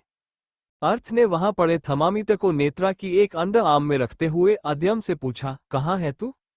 आद्यम अपने एक हाथ को अपने चेहरे पर फेरकर बोला, भाई वो मैं हॉस्पिटल में था। हॉस्पिटल का नाम सुनते ही अर्थ परेशान हुआ और अपनी चिंता भरी आवाज में बोला, हॉस्पिटल में? तू ठीक है आद्यम? अर्थ की चिंता देखकर आद्यम के होठों पर बिल्कुल दबी हुई मुस्कुराहट आई, जो शायद ही कोई नोटिस कर सकता था। आद्यम अर्थ की चिंता को दूर करते हुए बोला, जी भाई, मैं बिल्कुल ठीक हूँ। मैंने आपको बताया था ना, लड़कियों की तस्करी हो रही है, तो मुझे अपनी टीम के साथ जाना था। आद्यम की बात सुनकर अर्थ ने अपनी सीरियस आवाज में पूछा, हाँ, तो उसका क्या हुआ? अर्थ ने नेत्रा के अंडर आर्म से वो थर्मामीटर बाहर निकाला और देखा कि उसमें 102 डिग्री दिखा रहा था, जिसे देखकर अर्थ के एक्सप्रेशन चिंता वाले हो गए। वही जब आद्यम ने अर्थ का सवाल सुना, वो भी अभी अपने ऑफिसर मोड में आकर अपनी प्लेन आवाज में बोला, भाई वहां मुझे कोई स्ट्रॉन्ग क्लू तो नहीं मिले, पर हाँ वहां एक लड़की मिली जो बेहोश थी और उसके सिर पर चोट लगी थी, तो मैं उसे यहां लेकर आया। आद्यम के मुंह से लड़की का जिक्र सुनते ही अर्थ की भौहें तन गई और उसने नेत्रा के सिर पर रखी पट्टी बदलते हुए आद्यम से पूछा, लड़की कितनी बड़ी है? इस पर आद्यम कुछ सोचते हुए बोला, जान जितनी ही होगी। मैंने उससे उसकी एज नहीं पूछी। अच्छा भाई, आप मुझे ये बताइए कि जान कहाँ है? आज उसने मुझसे बात नहीं की? आद्यम के मुंह से नेत्रा का जिक्र सुनते ही अर्थ नेत्रा के मुरझाए हुए चेहरे की तरफ देखने लगा और फिर नेत्रा के गर्म माथे पर प्यार से किस करके आद्यम से बोला, आद्यम वो यहाँ आरआर मैंशन में है और मैं भी यही हूँ। अर्थ की इस बात ने आद्यम को पहले कंफ्यूज किया और जब उसने अर्थ की बात पर गौर किया, उसने अपनी चिंता जताते हुए पूछा, रुद्र भाई के घर पर आप वहाँ क्या कर रहे हो? और जान अंडस्को आद्यम और अर्थ का फोन कॉल कंटिन्यू। अंडस्को आद्यम की बात सुनकर अर्थ नेत्रा की तरफ देखकर बोला, आद्यम बात ये हुई कि अंडस्को। अर्थ ने आद्यम को पूरी बात बताई, जिसे सुनकर आद्यम पूरी तरह से शॉक्ड हुआ और थोड़ा पैनिक करते हुए बोला, भाई वो ऐसा कैसे कर सकती है? वो गिल्ट में मां से मिलना कैसे छोड़ सकती है? अर्थ सोती हुई नेत्रा की तरफ बहुत गौर से देखकर बोला, मुझे कुछ समझ में नहीं आ रहा आद्यम कि मैं क्या करूं और कैसे इसे संभालूं। जितना मैं इसे इन सब से बाहर निकालने की कोशिश करता हूं, ये उतना और ज्यादा उसमें घुसती चली जाती है। अर्थ की बात सुनकर तो आद्यम को भी काफी तकलीफ हो रही थी, पर वो अपने डर और चिंता पर काबू रखते हुए बोला, भाई आप टेंशन मत लो, सब कुछ ठीक हो जाएगा और हम सब है ना आपके साथ। अचानक से अर्थ की आंखों में हल्की सी नमी तैर गई और वो अपने भरे हुए गले से बोला, मुझे लगता था कि मैं डैड के बिना इसे संभाल लूंगा, पर मुझे ये इम्पॉसिबल लग रहा है। मैं इसे नहीं संभाल पा रहा हूं और अगर ऐसे ही चलता रहा तो we will lost her someday. Aadyam जब आद्यम ने अर्थ की ऐसी आवाज सुनी, वो अर्थ को समझाते हुए बोला, नहीं भाई, ऐसा कुछ नहीं होगा। मैं ऐसा कुछ भी नहीं होने दूंगा। मैं डैड से बात करता हूं अंडस्को। अर्थ आद्यम की बात को बीच में ही काटते हुए बोला, अगर वो मेरी बात नहीं समझ रहे तो क्या तेरी समझेंगे? आद्यम अपनी सीरियस आवाज में बोला, हाँ भाई, वो समझेंगे और उन्हें इस बार समझना ही होगा, क्योंकि मुझे भी पानी सिर के ऊपर से जाते दिख रहा है और मैं मेरी जान को इस बार खुद से दूर नहीं होने दूंगा, फिर उसके लिए चाहे मुझे जो कुछ भी क्यों ना करना पड़े। अर्थ नेत्रा का टेम्परेचर देखकर आद्यम से बोला, अच्छा मैं रखता हूँ। आद्यम अपना सिर हिलाकर बोला, जी भाई। फोन रखते ही आद्यम अपनी प्लेन आवाज में खुद से ही बोला, लगता है वक्त आ गया है जान की असली पहचान भाई और जान के आगे लाने का। आद्यम कुछ सोच ही रहा था कि तभी डॉक्टर अंदर से बाहर आए और वहां खड़े आद्यम से बोले, अद्यम सर, उन्हें सुबह तक होश आ जाएगा। अद्यम ने बस अपना सिर हिला दिया और उनको कनिष्का का ध्यान रखने बोलकर वो रायचंद विला के लिए निकल गया। अगली सुबह आर मैंशन में इस वक्त अर्थ और नेत्रा लिविंग रूम में बैठे थे और वहां मौजूद सर्वेंट्स उनके कामों में लगे थे। तभी रुद्रांश वहां आया और नेत्रा की दूसरी तरफ बैठकर उसके हाथ को अपने हाथों में लेकर बोला, कैसी है अभी मेरी छोटी सी मॉन्स्टर? रुद्रांश का सवाल सुनकर जहां नेत्रा अपनी नीली आंखों को बड़ी करके उसे ही देखने लगी, वही अर्थ बस चुपचाप बैठा था। नेत्रा अपनी आंखों को ब्लिंक करके रुद्रांश से बोली, मॉन्स्टर आप हो, मैं नहीं। नेत्रा की ऐसी उदासी भरी आवाज सुनकर रुद्रांश के माथे पर चिंता की लकीरें उभर आई और वो अर्थ की तरफ देखकर बोला, लगता है मूड अभी भी खराब है बेटू का। अर्थ ने अपना सिर हिलाया और नेत्रा के बालों पर किस करके बोला, हाँ रुद्र, डैड का कॉल आया था कि उन्हें मुझसे, स्पेशली बेबी से कुछ बात करनी है, तो हमें अर्जेंटली वहां जाना है, पर ये मान नहीं रही है। ये सुनकर रुद्रांश की आंखें छोटी हो गई और उसने पूछा, क्यों? अर्थ ने सिर्फ अपनी आंखों से नेत्रा की तरफ इशारा किया, जिसे देखकर रुद्रांश नेत्रा को अपनी बाहों में लेकर अपनी प्यार भरी आवाज में बोला, बेटू क्या हो गया और आपको क्यों नहीं जाना वहां? अच्छा एक डील करते हैं, अगर आप वहां जाने के लिए रेडी हो गए तो मॉन्स्टर भी आपके साथ चलेंगे। रुद्रांश की बात सुनकर नेत्रा कुछ पलों के लिए उसकी तरफ देखने लगी और फिर अपना सिर नामे हिलाकर अपनी रुआसी आवाज में बोली, मैं वहां नहीं जाऊंगी, अगर मैं गई तो डैडा नाराज हो जाएंगे। नेत्रा की बात सुनकर वो दोनों और भी ज्यादा परेशान हुए और अर्थ नेत्रा के गालों को अपने हाथों में भरकर बोला, बेटा पर आपको डैड ने ही वहां बुलाया है, तो वो क्यों नाराज होंगे? अर्थ के बाद रुद्रांश भी अपनी तरफ से नेत्रा को समझाने की कोशिश करके बोला, हाँ अगर ऐसा कुछ हुआ भी तो मैं और आपके डैड तो आपके साथ रहेंगे ही ना, आप डर क्यों रहे हो बच्चा? अभी नेत्रा की नजर नीचे उसके थाइज पर थी और नेत्रा को नीचे देखता देख अर्थ ने धीरे से उसके चिन को पकड़कर उसका चेहरा ऊपर उठाया और अपनी थोड़ी प्लेन आवाज में बोला, नेत्रा आप चल रहे हो? नेत्रा अभी भी चुप थी, जिसे देखकर रुद्रांश उससे बोला, डैड और मॉन्स्टर के लिए बेबी प्लीज। नेत्रा के पास अभी दूसरा कोई रास्ता नहीं था, क्योंकि वो दोनों ही नेत्रा की तरफ देख रहे थे। नेत्रा बेमन अपना सिर हिलाकर बोली, हम। अर्थ ने नेत्रा के माथे पर किस किया और उसका हाथ पकड़ते हुए बोला, थैंक यू बेबी, चलिए। इसी के साथ वो तीनों वहां से निकले। रायचंद विला। अभी महिमा, राजवीर, कियान, अद्यम और आरंभ लिविंग रूम में बैठकर अर्थ और नेत्रा का इंतजार कर रहे थे।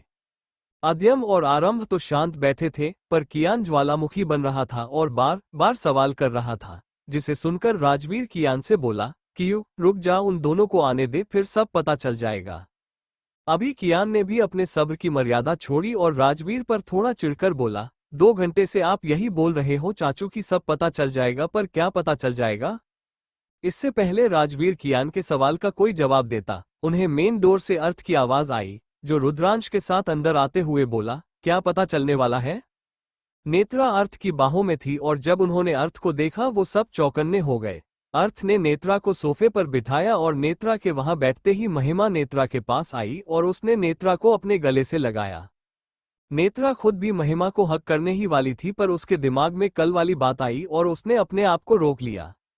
महिमा नेत्रा के माथे को चूमकर अपनी चिंता भरी आवाज में बोली, नेत्रा कैसी हो आप? और आपको कल फीवर था, पर आपके डैड ने हमें कुछ भी नहीं बताया। महिमा की बात सुनकर नेत्रा ने एक नजर अर्थ पर डाली, जो अभी सिर्फ नेत्रा को ही देख रहा था। नेत्रा वापस से महिमा की तरफ देखकर उसे अपनी हल्की सी स्माइल देकर बोली, माँ अंडरस्को मैं ठीक हूँ मम अंडरस्को। नेत्रा के मुंह से महिमा के लिए मम्मा बस निकलने ही वाला था, पर नेत्रा को जब इस बात का एहसास हुआ उसने झट से अपनी जुबान पर ताला लगाया और अपने मन में सोचने लगी, मैं इन्हें मम्मा कैसे बोलूं, मुझ में इतनी हिम्मत नहीं है। जहां नेत्रा ने खुद को महिमा को मम्मा कहने से रोका था, वही नेत्रा को ऐसे अचानक से चुप देखकर वो सब नेत्रा को ही देखने लगे थे। कियान ने नेत्रा की तरफ देखा और अपनी सॉफ्ट आवाज में बोला, स्वीट हार्ट आप अभी चाची को मम्मा बुलाते बुलाते क्यों रुक गए?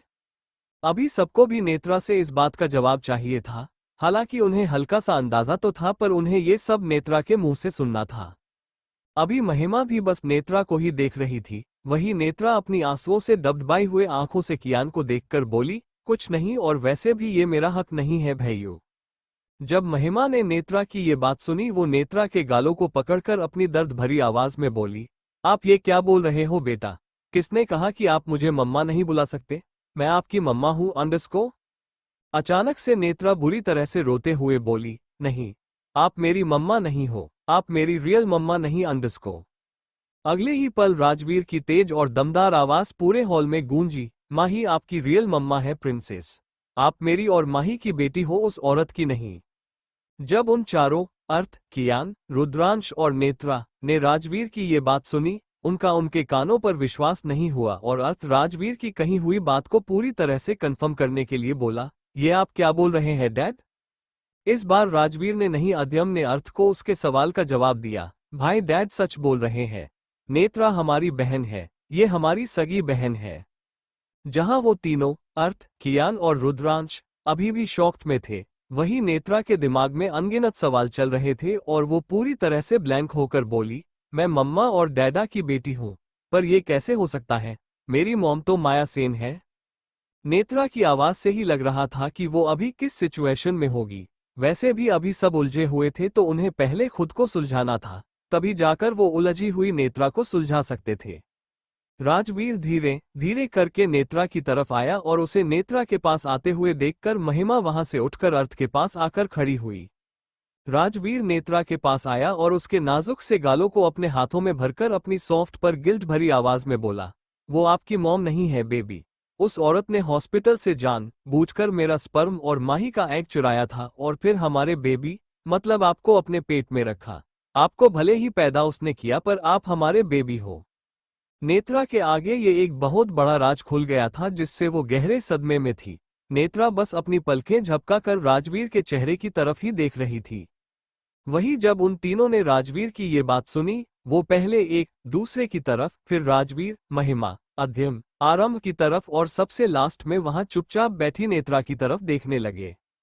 अर्थ और रुद्रांश को नेत्रा की आंखों में बहुत से सवाल दिख रहे थे, जिसके चलते अर्थ अपना सब्र खोते हुए राजवीर से बोला, डैड, आप हमें बेवकूफ बनाने के लिए कोई स्टोरी सुना रहे हो? अर्थ की इस बात से रुद्रांश और कियान भी सहमत थे, वही नेत्रा तो बस राजवीर की नीली आंखों में देख रही थी, जो सेम उसकी तरह ही थी, या ये कहे कि उसकी आंखें राजवीर जैसी थी। अर्थ की बात सुनकर महिमा अर्थ को समझाते हुए बोली, अर्थ, वीर कोई स्टोरी नहीं सुना रहा, ये सच है। तुम सब जानते हो कि वीर को पहले से ही बेटी चाहिए थी और आरू के होने के बाद डॉक्टर ने मुझे ये बताया था कि मेरे कंसीव करने के चांसेस कम है, तो हमने आईवीएफ ट्रीटमेंट सोचा, पर बाद में हमें पता चला कि किसी ने वो गायब कर दिया, जिसे सुनकर हम दोनों ही पूरी तरह से शॉक थे। अभी तो अध्यम, आरंभ और महिमा को छोड़कर उन सबके पैरों तले की जमीन ही खिसक गई थी। वही राजवीर उन लोगों की तरफ देखकर अपनी उदासी भरी आवाज में बोला, मैंने अपनी तरफ से पता लगाने की पूरी कोशिश की पर मुझे पता नहीं चला। अभी कुछ महीनों पहले मुझे माया का कॉल आया था और उसने मुझे प्रिंसेस के बारे में बताया। पहले मुझे यकीन नहीं हुआ, पर जब उसने मुझे नेत्रा की फोटो दिखाई मेरे सारे डाउट्स क्लियर हो गए कि उनकी नेत्रा की आंखें, यहां तक कि उसकी स्माइल पूरी मेरी तरह ही है।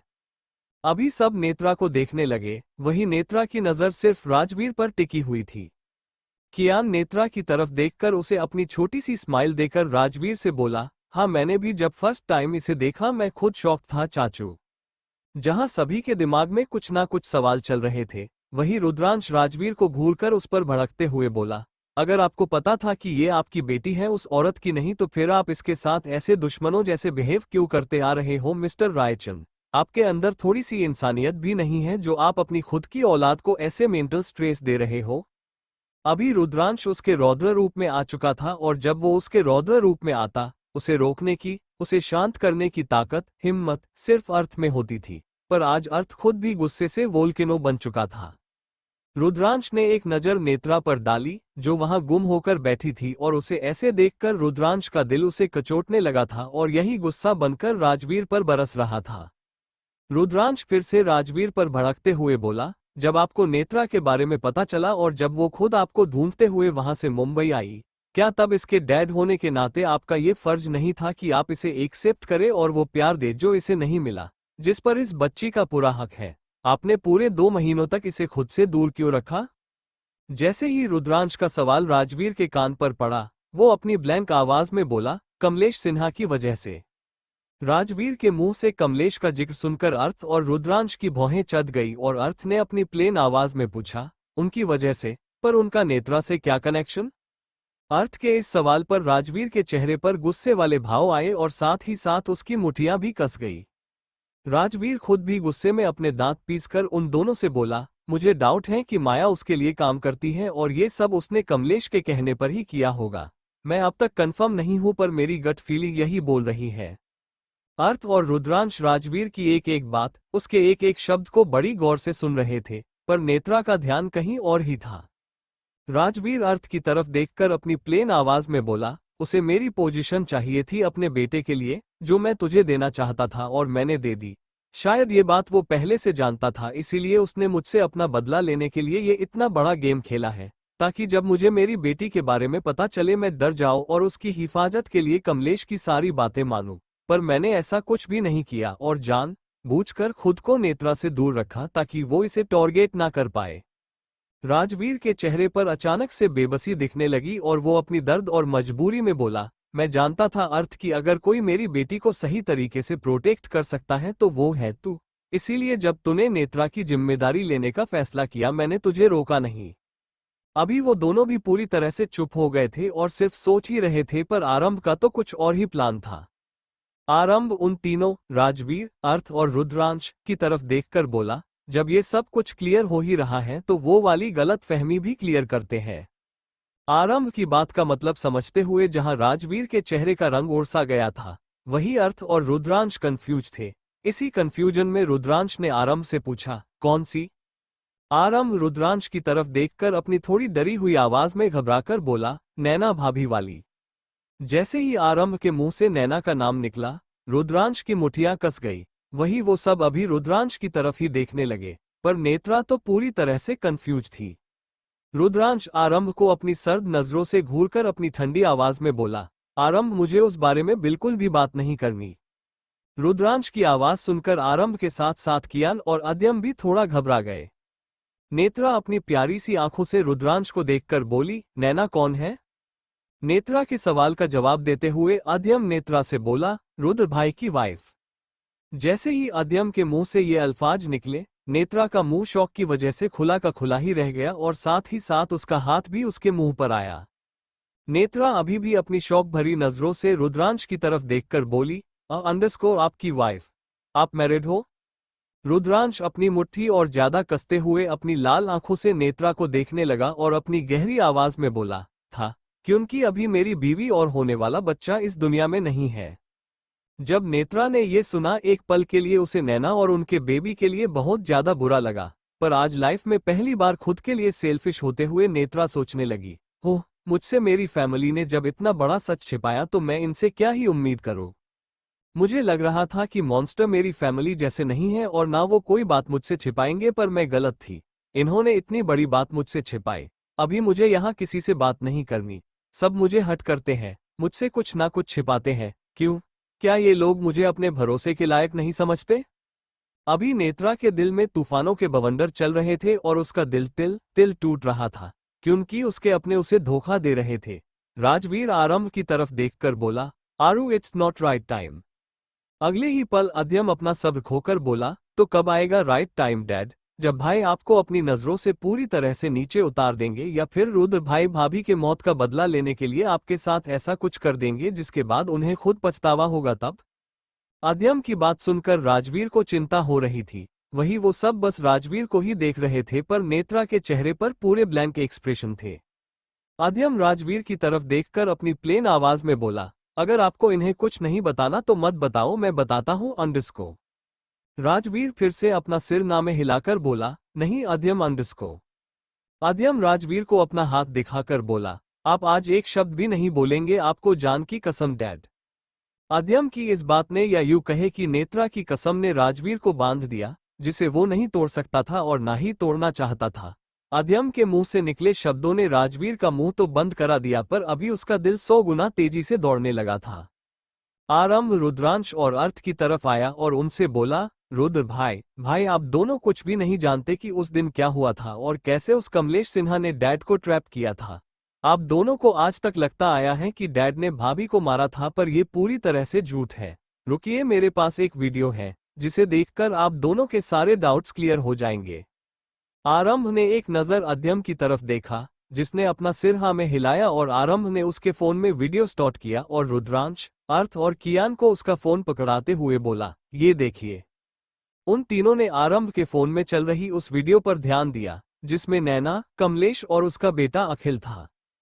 फ्लैशबैक, नैना अखिल के आगे खड़ी थी और उसका हाथ उसके पेट पर था, क्योंकि वो प्रेग्नेंट थी, जिस वजह से उसे उसके बच्चे की चिंता ज्यादा थी। अखिल के हाथ में गन थी और कमलेश उसके पास ही खड़ा था। कमलेश डरी सहमी सी नैना की तरफ देखकर अखिल से बोला, मार दो इसे अखिल।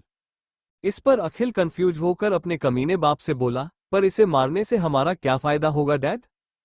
कमलेश उसकी तरफ देखकर अपनी शैतानी मुस्कान के साथ बोला, उसे मारने से हमारा ही बहुत बड़ा फायदा होगा। तुम ज्यादा सोचो मत और खत्म कर दो इस लड़की को। तभी कमलेश की नजर एक तरफ पड़ी और उसे देखकर उसके चेहरे पर घटिया मुस्कान आई। वो अखिल की तरफ देखकर बोला, वो देखो तुम्हारा सौतेला भाई यही आ रहा है। पर उस बेचारे को नहीं पता कि वो यहाँ आकर कितनी बड़ी गलती कर रहा है, क्योंकि आज वो एक ऐसी दलदल में फंसेगा जहां से वो चाहकर भी नहीं निकल पाएगा। तुम बस सिर्फ इस लड़की को खत्म करो और देखो सारा खेल कैसे मजेदार होता है। अखिल भी अपने बाप की बात सुनकर नैना की तरफ देखने लगा, जिसकी आंखें शौक की वजह से बाहर ही आ गई थी। नैना की नजर अखिल के हाथ में मौजूद गन पर थी और वो बार बार अपना सिर नामे हिला रही थी, पर वो उसकी बात कहाँ सुनते और जो सुनता वो अभी तक वहां पहुंचा नहीं था। नैना ने राजवीर की तरफ देखा और जोर से चिल्लाई, पापा। जैसे ही उसके मुंह से पापा निकला, राजवीर नैना की तरफ देखने लगा, पर अगले ही पल अखिल ने नैना को गोली मार दी, जिस वजह से उसकी सांसें उसके गले में ही अटक सी गई। जब राजवीर ने ये देखा, वो भागते हुए नैना के पास आया, पर तब तक बहुत देर हो चुकी थी। नैना खून से लथपथ जमीन पर पड़ी थी और वो दोनों बाप बेटे वो सीन एंजॉय कर रहे थे। जब राजवीर की नजर उन दोनों पर पड़ी, वो उन पर बौखलाते हुए बोला, क्यों किया ऐसा और क्या बिगाड़ा था इस बच्ची ने तुम्हारा? इस पर कमलेश राजवीर को अपनी शैतानी स्माइल देकर बोला, क्यों किया वो तो अभी पता चल जाएगा। इसी के साथ उसने अखिल के हाथ से वो गन ली और उसे राजवीर के हाथ में थमा दी। इससे पहले वो कुछ बोलता या करता, उन्हें वहां गाड़ी की आवाज आई। उस आवाज को सुनकर राजवीर उस तरफ देखने लगा और इसी का फायदा उठाकर कमलेश अखिल को लेकर वहां से निकलकर एक बड़े से पत्थर के पीछे छिप गया, जहां से उन दोनों को पूरा नजारा तो दिख रहा था, पर वो दोनों किसी को नहीं दिख रहे थे। वहां अर्थ आया और जैसे अर्थ ने राजवीर के हाथ में गन और नैना को जमीन पर देखा, वो बिना सोचे समझे राजवीर से बोला, ये आपने क्या किया? राजवीर ने अपने हाथ में मौजूद उस गन को देखा और अगले ही पल उस गन को नीचे फेंकते हुए बोला, नहीं, मैंने कुछ नहीं किया अर्थ। अर्थ राजवीर पर भड़क कर बोला, तो आपको यहाँ कोई और दिख रहा है क्या? मुझे नहीं पता था डैड कि आप ऐसा कुछ भी कर सकते हैं।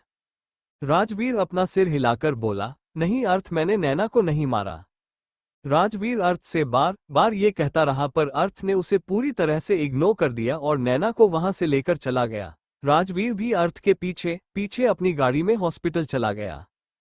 फ्लैशबैक एंड अभी राजवीर सोफे पर चुपचाप अपना सिर नीचे करके बैठा था और महिमा राजवीर के पास उसका हाथ पकड़कर बैठी थी, पर उसका पूरा ध्यान उन तीनों अर्थ, रुद्रांश और कियान पर था। उस वीडियो ने जैसे उन तीनों की आंखें खोल दी, जिसके बाद वो तीनों गहरे सदमे में थे। नेत्रा अपनी अलग ही दुनिया में खोई हुई थी, ना उसका ध्यान वीडियो पर था और ना ही वहां मौजूद उन लोगों पर। उसके दिमाग में अभी कुछ उल्टे सीधे सवाल चल रहे थे, जिसके जवाब आज उसे जानने थे।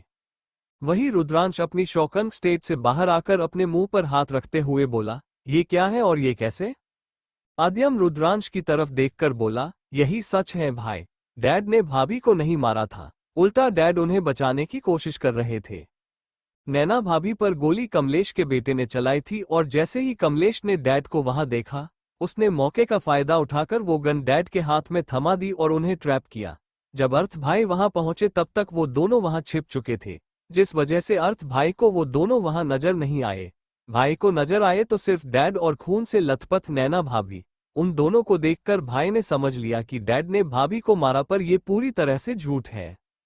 नैना की मौत का असली खुलासा होने के बाद अर्थ के पास बोलने के लिए कुछ बचा ही नहीं था और रुद्रांश खुद शॉक था। आरंभ का ध्यान नेत्रा पर पड़ा, जो पूरी तरह से ब्लैंक थी, जिसे देखकर वो अपनी चिंता भरी आवाज में बोला, खरगोश अंडरस्को। नेत्रा अभी उसके सवालों में ही उलझी हुई थी, जिसकी वजह से उसने आरंभ के बुलाने पर भी कुछ रिएक्ट नहीं किया। अभी सबका ध्यान नेत्रा पर ही था और आरंभ ने नेत्रा को उसके सवालों की दुनिया से बाहर लाने के लिए धीरे से नेत्रा के कंधे को पकड़ा और उसके कंधों को हिलाकर बोला, खरगोश। अचानक से नेत्रा का ध्यान टूटा और वो अपनी हड़बड़ाई हुई आवाज में बोली, क्या हुआ? आरंभ नेत्रा के गालों को अपने हाथों में लेकर अपनी चिंता भरी आवाज में बोला, आप कहाँ खो गई थी? नेत्रा अपना सिर हिलाकर उसे अपनी बनावटी मुस्कुराहट दिखते हुए बोली, कहीं नहीं। नेत्रा ने ये बोल तो दिया था पर उसकी आवाज ही बता रही थी कि कुछ तो गड़बड़ है। उसकी आवाज एकदम लो थी और उसमें एक दर्द सा महसूस हो रहा था। कियान नेत्रा के पास आया और उसके बालों पर किस करके बोला, आप ठीक हो स्वीट हार्ट? कियान के इस सवाल ने जैसे नेत्रा के जख्मी दिल पर नमक छिड़कने का काम किया था, जिस वजह से उसकी उदासी भरी हंसी निकल गई। अभी तो उन लोगों को और भी ज्यादा चिंता होने लगी और रुद्रांश, अर्थ और राजवीर के दिलों की धड़कनें बढ़ गई। नेत्रा अपनी पूरी तरह से खाली आंखों से कियान को देखकर अपनी उदासी भरी आवाज में बोली, हाँ, मुझे क्या होना है भैयू, मैं ठीक हूँ। लोग मुझसे सब कुछ छिपाकर रखेंगे, मुझे कुछ भी नहीं बताएंगे, फिर भी मैं ठीक हूँ। मैं इंसान नहीं हूँ, खिलौना हूँ ना, जो बैटरी पर चलता है और जो जैसे चाहे वैसे उसको खेल सकता है। खिलौने के अंदर कोई फीलिंग्स नहीं होती, बस वो लोगों के एंटरटेनमेंट का एक जरिया होता है और मैं वही हूँ। अब जब तक मेरी वैलिडिटी रहेगी मेरे इमोशंस से लोग खेलते रहेंगे और जब वो खत्म हो जाएगी तब मुझे भूल जाएंगे। नेत्रा की इस बात ने वहां सभी के होश उड़ा दिए और रुद्रांश नेत्रा के पास आया। रुद्रांश को देखकर कियान पीछे हटा और रुद्रांश नेत्रा के गालों को पकड़कर बोला, बेटू आप ये सब क्या बोल रहे हो? रुद्रांश को देखकर नेत्रा का दिल जैसे आग में जलने लगा और वो रुद्रांश के हाथ को अपने गाल पर से हटाते हुए अपनी गुस्से भरी आवाज में बोली, कौन मैं? आपको पता है मॉन्स्टर डैड के बाद मैंने सबसे ज्यादा ट्रस्ट आप पर किया और आपने भी मुझे धोखा दिया। रुद्रांश शॉक्ड होकर बोला, कैसा धोखा?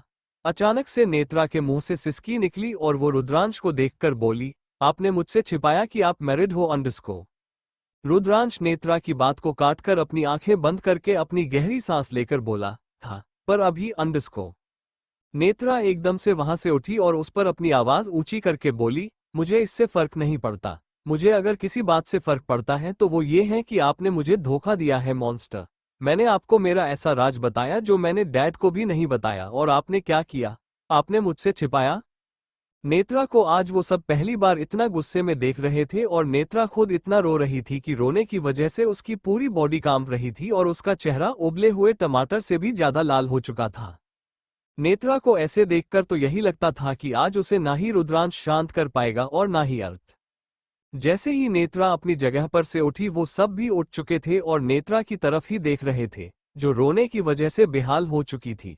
रुद्रांश को भी कुछ समझ नहीं आ रहा था कि वो क्या करे और कैसे नेत्रा को शांत कराए। पर अगले ही पल नेत्रा रुद्रांश पर और ज्यादा भड़कते हुए बोली, आपको पता है मुझे लगता था कि आप अच्छे हो पर नहीं, ये मेरी गलत फहमी थी। आप अच्छे नहीं, बहुत बुरे हो, बहुत बहुत बुरे हो। सबको मेरी इमोशन का मजाक बनाने में मजा आता है, मेरे साथ खेलने में मजा आता है। रुद्रांश अपना सिर ना में हिलाकर नेत्रा का हाथ पकड़ने की कोशिश करते हुए बोला, ये आप क्या बोल रहे हो बेटू?